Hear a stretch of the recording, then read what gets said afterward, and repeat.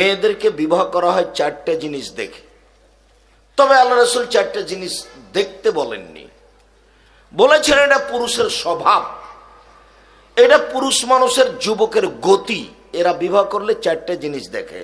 আরবাইন লিমালেহা অলে হাসাবেহা অলে জামালেহা অলে দিনেহা। প্রথমে দেখে টাকা, বিবাহ করলে জমি জায়গা পাওয়া যাবে কিনা।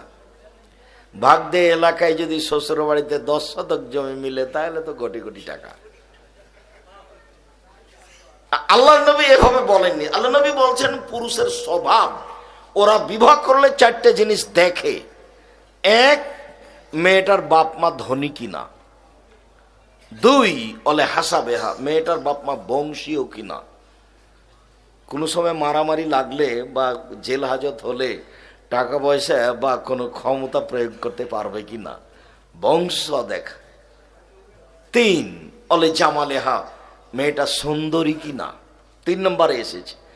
4, মেয়েটা ধার্মিকা কিনা। এইটা মানুষের দেখে। ধর্ম পুরুষও দেখে যে মেয়েটা ভালো কিনা। ও নিজে জেনা করে, কিন্তু ও যদি বুঝতে পারে যে এই মেয়েটার সাথে কারো জেনার সম্পর্ক আছে, তাহলে ও বিবাহ করবে না। ওর হাজারো সম্পর্ক আছে, সেটাও এখন দেখবে না। এমনকি তার সম্পর্ক জানে, কিন্তু 6 মাস বছর পরে যদি মেয়েটার দুর্বল সম্পর্ক প্রমাণ হয়ে যায়, তাহলে সে তাকে তালাক দিয়ে দিবে। তো পুরুষ মানুষও ধার্মিক মেয়ে খুঁজে। পৃথিবীর মানুষ শুনে রেখো, আমি মুহাম্মদ সাল্লাল্লাহু আলাইহি ওয়াসাল্লাম বলছি, ফাজফার বিজাতিদ দ্বীন, তোমরা ধার্মিক মেয়েকে বিবাহ করো। এইটা আল্লাহ রাসূল বললেন। তিনি বললেন পুরুষেরা 4টা দেখে, আমি বলছি একটা। কথা বোঝা যায়নি?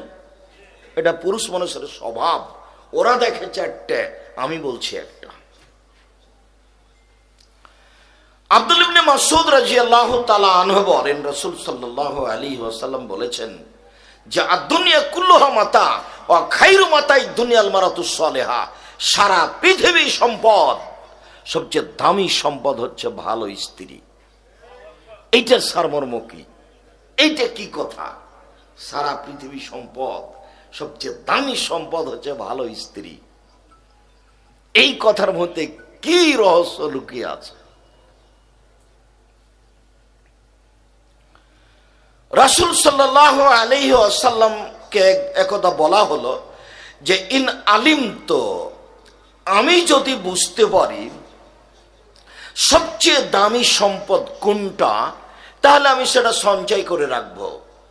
আল্লাহর নবী, আমি যদি বুঝতে পারি পৃথিবীতে সবচেয়ে দামি সম্পদ কোনটা, ভালো সম্পদ দামি, তখন আল্লাহ রাসূল বলছেন, ও সঞ্চয় করে রাখবা, তাহলে শোনো, আফজালহু, সম্পদের সবচেয়ে দামি, সঞ্চয় করে রাখবা, সম্পদের সবচেয়ে দামি, লিসানুন জাকির, ওই জিহ্বা, যে জিহ্বা সুবহানাল্লাহ, আলহামদুলিল্লাহ, আল্লাহু আকবার, আস্তাগফিরুল্লাহ বলতে পারে।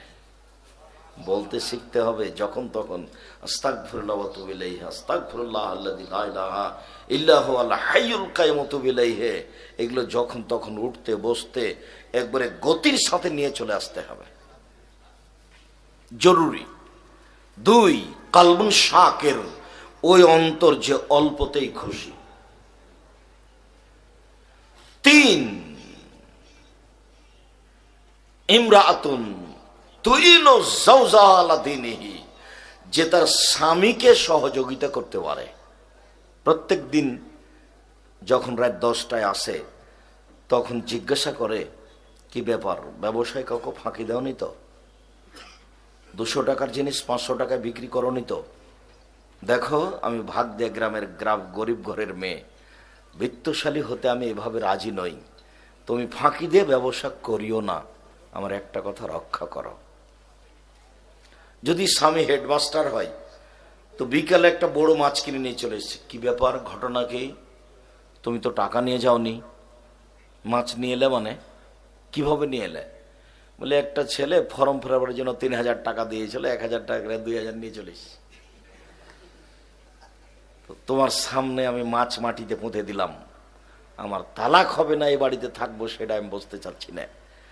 আমি তোমার মাছ রান্না করব না, তোমার সামনে আমি মাছ মাটিতে পুঁতে দিলাম, তুমি মনে রেখো আমাকে এনে সংসার করলে বৈধ রুজি দিয়ে সংসার করতে হবে। স্বামীকে সহযোগিতা করে দিনের উপরে। দেখো আমি ঘুমিয়ে যাই, রাত 12টা পর্যন্ত তুমি এই মোবাইলে ছবিতে টিভিতে দেখতে থাকো ল্যাংটা মেয়ে, মনে করো না যেটা তুমি খুব ভালো করছো। আমি কটাক্ষভাবে বললে তুমি খারাপ মনে করবা, তবে মনে করো এর জন্য তুমি ক্ষতিগ্রস্ত হবা। আমার কথা মেনে চলো, আমি তোমার সব ভালো, আমি তোমার মন্দ, আমি তোমার অঙ্গ প্রত্যঙ্গ, আমি আমার সব তোমার জন্য বিলিয়ে দিয়েছি। তুমি আর একজন নগ্ন মহিলাকে দেখে ক্ষতিগ্রস্ত হয় না। দেখো তুমি আমার কথা রক্ষা করো। আগেই ঘুম থেকে উঠে স্বামীকে জাগাচ্ছে, দেখো আজান হয়ে গেল, উঠো সালাত আদায় করো। সার্বিকভাবে যে স্ত্রী সহযোগিতা করে সেই হলো পৃথিবীতে সবচেয়ে দামি সম্পদ। এ কথা মুহাম্মদ সাল্লাল্লাহু আলাইহি সাল্লাম বলেন, দামি সম্পদ। আবু হুরায়রা রাদিয়াল্লাহু তাআলা আনহু বলেন, রাসূল সাল্লাল্লাহু আলাইহি সাল্লাম বলেছেন, আরবান লিসাদা, সুখময় জীবনের জন্য 4টে জিনিস লাগে। 4টে জিনিস আছে যার, সুখময় জীবন তার। এই ছেলে, তোমরা দেখো তো এখনো 2-1 জন তোমরা দাঁড়িয়ে আছো কেন? সামনে এসে বসো, যাও বসো।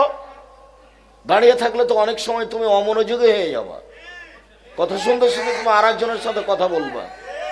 এই ছেলেরা দায়িত্ব পালন করার ভাগ দিয়ে কোনো ছেলে আছে?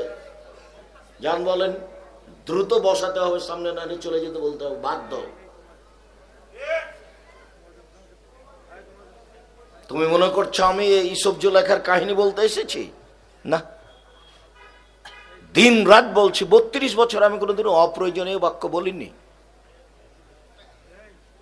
32 বছর আমি কোনোদিন অপ্রয়োজনীয় বাক্য বলিনি। 34 বছর থেকে আমি শিক্ষকতা করছি। 26 বছর থেকে আমি নিজ হাতে ফতোয়া লিখি। 26 বছর থেকে, 6 বছর থেকে ফতোয়া বোর্ড আমি পরিচালনা করি, বোর্ড পরিচালনা করি।